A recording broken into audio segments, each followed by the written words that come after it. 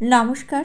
শ্রী শ্রী ঠাকুর রামকৃষ্ণদেব এবং মা শারদার চরণে আমার সশ্রদ্ধ প্রণাম জানিয়ে আজকের ভিডিওটা শুরু করছি। আমাদের প্রত্যেকটা মানুষের দিনের কোনো না কোনো সময় নিজেকে ভীষণ একা লাগে, বিশেষত আমরা যখন মাঝারি বয়সে বা মাঝ বয়সে এসে পৌঁছই, আর তখনই নানান রকম নেগেটিভ চিন্তা আমাদের মনে এসে ভিড় করে। এই রকম পরিস্থিতি থেকে মুক্তি পেতে কী করবেন, মায়ের এবং ঠাকুরের বলে দেওয়া পথ ধরে সেই প্রশ্নের উত্তর খুঁজতেই আজকের ভিডিও। জীবন নিয়ে, ভবিষ্যৎ নিয়ে ভাবাটা অর্থহীন, কারণ আপনি যতই ভবিষ্যৎ নিয়ে ভাববেন কোনো সমস্যার সমাধান কিন্তু হবে না। এর ফলে কি হবে? জটিলতাই বাড়বে। তাই অযথা ভবিষ্যতে কি হবে এই ভেবে বর্তমানকে নষ্ট হতে দেবেন না। জীবনের প্রত্যেকটা দিন এমনভাবে উপভোগ করুন যাতে প্রত্যেকটা দিনই সুন্দর হয়ে ওঠে। সকালে দিনটা শুরু করুন ইষ্ট দেবতাকে স্মরণ করে, তারপর কাজের মধ্যে নিজেকে ব্যস্ত রাখুন। কাজ বলতে সবসময় যে আপনাকে ঘরের কাজ করতে হবে তা কিন্তু আমি বলছি না। আমাদের জীবনে অনেক কিছু শখ থাকে যেগুলো হয়তো সংসারের ব্যস্ততায় সেগুলো পূরণ হয়ে ওঠে না। আপনি সেই সব কাজ, অর্থাৎ আপনার যে কাজ করতে ভালো লাগে সেটাই করুন। সেটা গান শোনা হতে পারে, বই পড়া হতে পারে, বাগান করা হতে পারে, যা আপনার দিনের 8 ঘন্টা রাখুন শরীরচর্চা করার জন্য। শরীর যদি সুস্থ থাকে তাহলে আপনি অন্যের ওপর নির্ভরশীল হয়ে পড়বেন না। জীবনকে অর্থবহ করে তুলুন। আপনার কাছে কি নেই সেটা ভাববেন না, আপনি ভাবুন আপনার কাছে কি আছে। কে আপনার বিরুদ্ধাচরণ করলেও সে কথা নিয়ে ভাবার কোনো দরকারই নেই। যাদের সঙ্গ আপনার ভালো লাগে না তাদের সঙ্গ ত্যাগ করুন। আমি বলছি না তাদের সাথে আপনি বিবাদ করুন, আমি বলছি তাদেরকে আপনি এড়িয়ে চলুন। কারা আপনার পাশে নেই তাদের কথা ভাববেনও না, ভাবুন তাদের কথা যে আপনার বা যারা আপনার পাশে আছে। হতে পারে তাদের সংখ্যা খুবই কম। আপনার পাশে যাকে আপনি পেয়েছেন বা গুটি কয়েক যাদেরকে পেয়েছেন, আপনি মনে করুন তারাই আপনার কাছে ভগবানের আশীর্বাদ হয়ে এসেছে। কারণ মুখোশধারী বন্ধুর থেকে কিন্তু একলা চলাও শ্রেয়। আপনি নিজেকে কখনোই একা মনে করবেন না, কারণ আপনি জানবেন আপনিও অনন্ত শক্তির অধিকারী।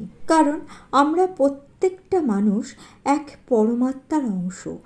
আপনার মধ্যে যে অন্তর্নিহিত শক্তি আছে তাকে ব্যক্ত করতে হবে, আর তার জন্য নামি দামি বিশ্ববিদ্যালয়ের ডিগ্রি অথবা অনেক ধন দৌলত অর্থাৎ বাহ্যিক আড়ম্বরের কিন্তু কোনোই প্রয়োজন নেই। তার জন্য প্রয়োজন নিজেকে চেনা, নিজের শক্তিকে জানা।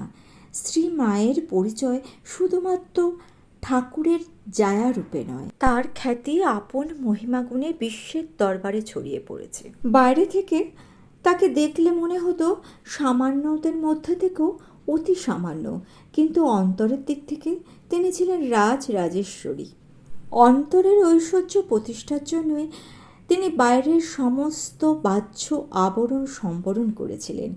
শ্রী শ্রী মা শারদা নিজের জীবন দিয়ে আমাদের বুঝিয়ে দিয়ে গিয়েছেন যে নারীর মহিমা প্রকাশের জন্য বিশ্ববিদ্যালয়ের ডিগ্রি, বসন, ভূষণ, পদগৌরব, আধিপত্য কিছুরই প্রয়োজন হয় না। সকলের মা শারদা মায়ের আসনে ভূষিতা হয়েছিলেন কেবলমাত্র রামকৃষ্ণদেবের সহধর্মিণী হওয়ার জন্য নয়, তার নিজের হৃদয়ের মাতৃত্ব গুণে তিনি সকলের মা হয়ে উঠেছিলেন। দয়া, মায়া, সেবা, স্নেহ, পবিত্রতা এই সব গুণে তাকে বিশ্বের দরবারে সকলের মা করে তুলেছে। শুধুমাত্র হিন্দু ধর্মের মানুষেরাই নয়, অন্যান্য ধর্মের মানুষেরাও কিন্তু তার ন্যায়, নীতি, মনুষ্যত্বের প্রতি আকৃষ্ট হয়েছে। আর এই সব গুণের জন্য লেখাপড়া বা উচ্চ ডিগ্রির কোনো প্রয়োজন নেই। উচ্চ ডিগ্রি যতই থাকুক না কেন, মনুষ্যত্ব না থাকলে কোনো মানুষই কিন্তু শ্রেষ্ঠত্বের আসন লাভ করতে পারে না।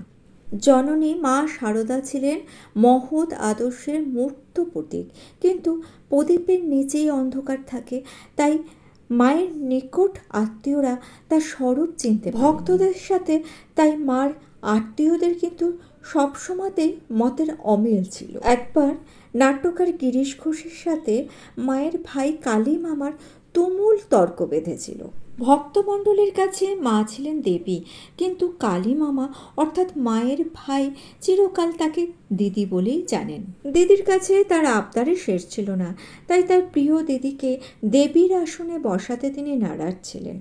আর সেই নিয়েই গিরিশ ঘোষের সঙ্গে তার তুমুল তর্ক বেঁধেছিল।